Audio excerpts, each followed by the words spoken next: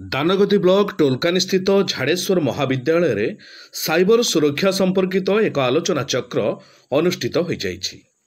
College अध्यक्ष doctor Akshay Kumar पंडा अध्यक्षतार अनुष्ठित यह आलोचना चक्र रे कलिंगनगर एडिशनल एसपी सुप्रसन्न मल्लिक, टमका थाना आईआईसी प्रमोदिनी साहू, अध्यापक डॉक्टर क्षीरोद चंद्र बेहेरा, दिलीप कुमार नायक, रंजन कुमार खंडा, अजय कुमार साहू प्रमुख जोगदेई साइबर सुरक्षित रहिबार विभिन्न उपाय यथा सोशल मीडिया व्यवहार रे सतर्कता, ऑनलाइन शॉपिंग, ऑनलाइन आर्थिक कारोबार और अज्ञात व्यक्ति द्वारा प्राप्त लिंक प्रति सतर्कता, केवाईसी, प्यान, आधार अपडेट रे ठकई, लोन आप ठकई, चाकरी ठकई और मैट्रिमोनियल किंबा उपहार ठकई प्रति समस्ते सचेतन हेबा सह सतर्क रहिबाकू अतिथि माने परामर्श देइथिले।